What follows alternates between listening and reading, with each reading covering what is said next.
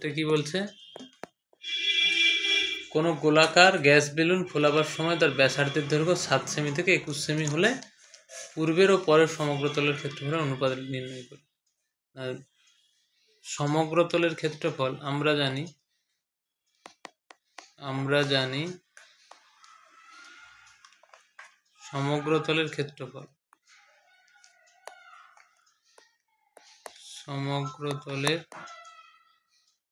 এখানে একটু গোলক জুড়ে দিলে আরো ভালো হয়।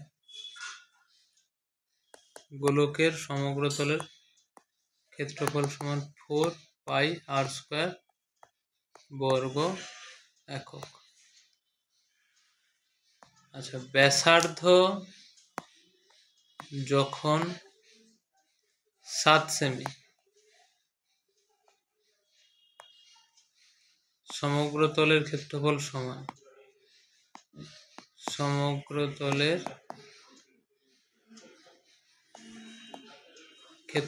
সমান কত হবে? 4 পাই 22 7 আর কত 7 × 7, তাহলে একটা 7 কেটে গেল, তাহলে 7 4 28, 22 × 28, 22 আর 28 গুণ করলে কত হবে? 616 বর্গ সেমি। আচ্ছা, এইখানে কিন্তু আমরা এটা করব না, এইখানে এইগুলো আমরা এরকম করে করব না। কেন করব না? সুবিধা আছে না করলে।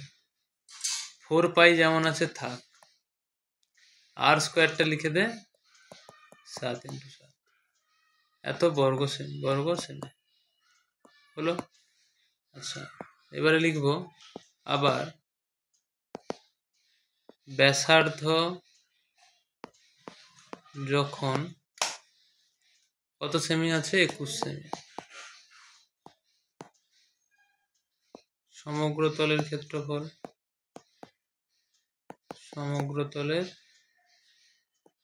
ক্ষেত্রফল তখন কত হবে? 4 পাই 21 × 21 বর্গ সেমি। ক্লিয়ার? আমাকে কি বের করতে বলছে? পূর্বের আর পরের সমগ্রতলের অনুপাত।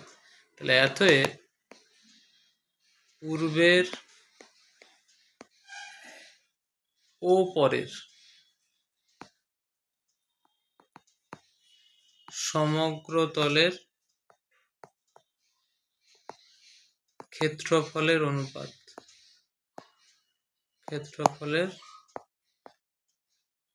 অনুপাত সমান কত? আচ্ছা, পূর্বেরটা কত? এইটা। পরেরটা কত? এইটা। তাহলে পূর্বের কত? 4 পাই × 7 × 7, পরেরটার কত? 4 পাই × 21 × 21। তাহলে এই 4 পাই কেটে যাবে। এবারে যদি 7 দিয়ে ভাগ করি, 7 × 3 = 21, 7 দিয়ে ভাগ করলে 7 × 3 = 21, তাহলে উত্তর কত হবে? এদিকে পড়ে থাকলো 1, এদিকে পড়ে থাকলো 9, তাহলে 1:9 হবে আমাদের পূর্বের আর পরের সমগ্রতলের ক্ষেত্রফলের অনুপাত। 6 অঙ্ক কি বলছে? অর্ধগোলাকৃতি একটি বাটি তৈরি করতে 127 পূর্ণ 2/7 বর্গ সেমি পাত লেগেছে। বাটিটির মুখের ব্যাসের দৈর্ঘ্য নির্ণয় করো।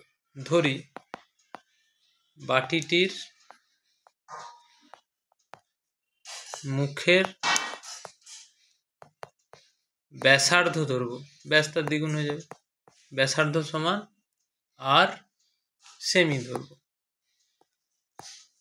অতএব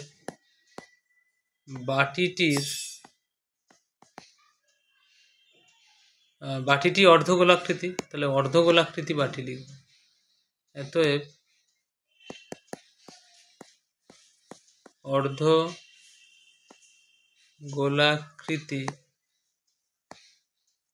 বাটিটির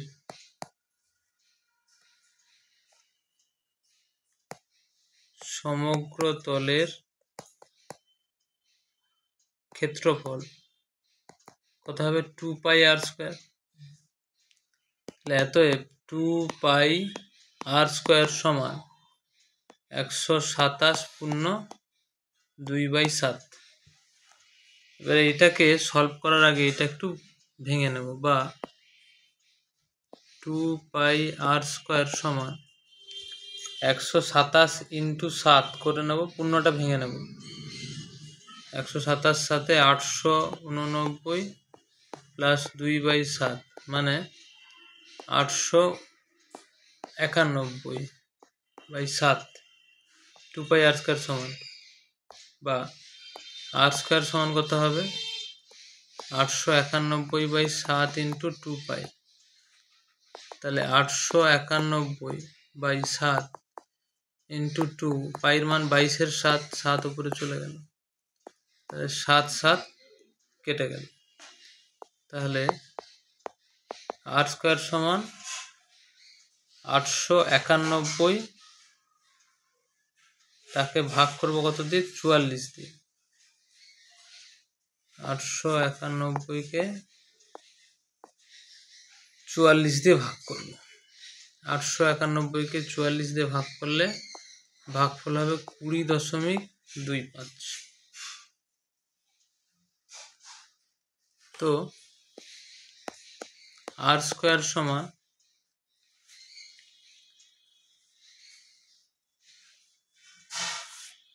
20.25কে লিখতে পারি দশমিক তুলে দিলে 2025/100, তাই তো? তাহলে r² 2025 হয় 45-এর বর্গ। এটা ভাঙলেও বোঝা যাবে 2025, তাই তো? 2025কে যদি আমরা ভাঙি, তো অন্য কালি নিয়ে নিই। 2025কে যদি আমরা ভাঙি, 5 দিয়ে ভাঙবো, 5×4 = 20, 0, 5×5 = 25। আবার 5 দিয়ে ভাঙি, 5×8 = 40, 5×1 = 5, আবার 81 মানে 9, 9 81। তাহলে দুটো 5, দুটো 9, তাই তো? তাহলে আমরা বলতে পারি 2025 সমান 5² × 9², তাই তো? মানে 5 × 9 হোল স্কোয়ার মানে 45-এর হোল স্কোয়ার, তাই তো? তাহলে এটাকে লিখতে পারি 45/100 মানে 10-এর স্কোয়ার। তাহলে 2025 মানে 45-এর বর্গ, 100 মানে 10-এর বর্গ। তাহলে এখান থেকে r সমান কি লিখবো 45/10। এবারে আমাকে কি চেয়েছিল, r মানে 45/10, আমাকে কি চেয়েছিল ব্যাস, তাই তো? অতএব বাটিটির মুখের ব্যাস সমান কত হবে না 2 × 45/10, তাই তো? মানে 90/10 মানে 9 সেমি। ক্লিয়ার হলো 6টা? 7-এর অঙ্ক কি বলছে, একটি নিরেট লোহার গোলার ব্যাসার্ধের দৈর্ঘ্য 2.1 সেমি। তাহলে ব্যাসার্ধ কত 2.1 সেমি। গোলাটিতে কত ঘন সেমি লোহা আছে? অতএব গোলাটির আয়তন বের করতে বলছে আমাদের। কি হবে 4/3 পাই 2.1-এর এত ঘন সেমি। এবার এটাকে যদি সিম্পলিফাই করি, পাই মানে 22-এর 7, 2.1 × 2.1 × 2.1, তাহলে দশমিক তুলি 10, দশমিক তুলি 10, দশমিক তুলি 10। তাহলে এবারে যদি কাটাকাটি করি এটা, তাহলে কত হবে 7×3 = 21, 7×3 = 21। আবার এই 3 কেটে গেল, তাহলে আলটিমেট কি থাকলো 4 × 22 × 21 × 21/10 × 10 × 10। তাহলে আমি যদি এই গুণটা করে নিতে পারি ওপরে, তাহলে সুবিধা হবে। কোন গুণটা 4 × 22 × 21 × 21, এই গুণটা যদি আমরা করে নিতে পারি, তাহলে নিচে 3 ঘর দশমিক সরিয়ে দিলেই তো হবে। এই গুণটা করলে গুণটা হবে 38,808 বাই নিচে কত 1 2 3, তাহলে দশমিক সরিয়ে দিলে 38.808 ঘন সেমি আমাদের গোলকটির আয়তন হবে। গোলকটির আর কি বের করতে বলছে? সমগ্র তলের ক্ষেত্রফল। অতএব গোলার ওই লোহার গোলার বক্রতলের ক্ষেত্রফল, বক্রতল আর সমগ্রতল সেম, এখানে তো একটাই তল, বক্রতলের ক্ষেত্রফল সমান 4 পাই আর স্কোয়ার, মানে 4 ইন্টু পাই মানে 22/7 আর মানে 2.1 ইন্টু 2.1, তাহলে দশমিক উঠলে নিচে 10, দশমিক উঠলে নিচে 10, তাহলে 7 3 21, তাহলে এখানে উপরে কি গুণ হবে? 4 ইন্টু 22 ইন্টু 3 ইন্টু 21 বাই নিচে 10 ইন্টু 10। আচ্ছা, তাহলে 4 ইন্টু 22 ইন্টু 3 ইন্টু 21, এটা যদি গুণ করি আমরা 5,544 আসবে বাই 10 10 100, তাহলে কত হবে? 55.44, এটা বর্গ সেমি হবে। তাহলে সমগ্রতল বা বক্রতলের ক্ষেত্রফল আর আয়তন দুটোই আমরা বের করতে পারলাম, আর দেওয়া ছিল তাই হয়ে গেল। 8এরটা কি বলছে? একটি নিরেট সিসার গোলকের ব্যাসের দৈর্ঘ্য 14 সেমি।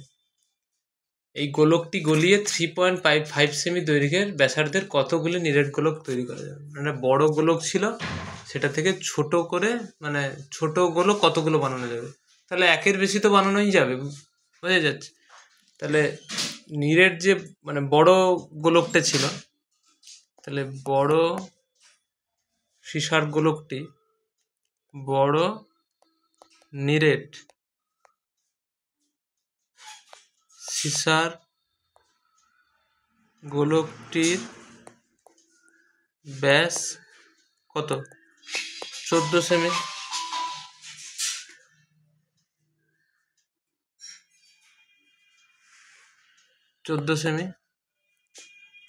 তাহলে ব্যাসার্ধ কত হচ্ছে? ব্যাসার্ধ হবে 14 বাই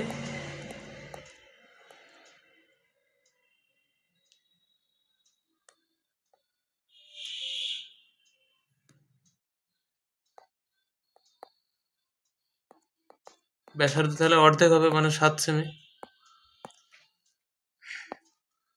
তাহলে এর আয়তন কত হবে? 4/3 পাই আর কিউ, তাই তো? এবারে এটাকে আমি আর ভাঙছি না, এত ঘন সেমি রেখে দিলাম, ঠিক আছে। এবার এই গোলকটিকে গলিয়ে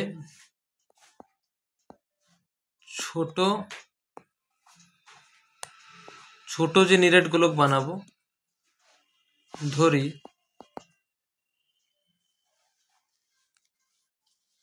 ছোট নিরেট গোলক ব্যাসার্ধ সমান আর সেমি, ঠিক আছে। সরি, আর সেমি না, এটা তো দেওয়া আছে,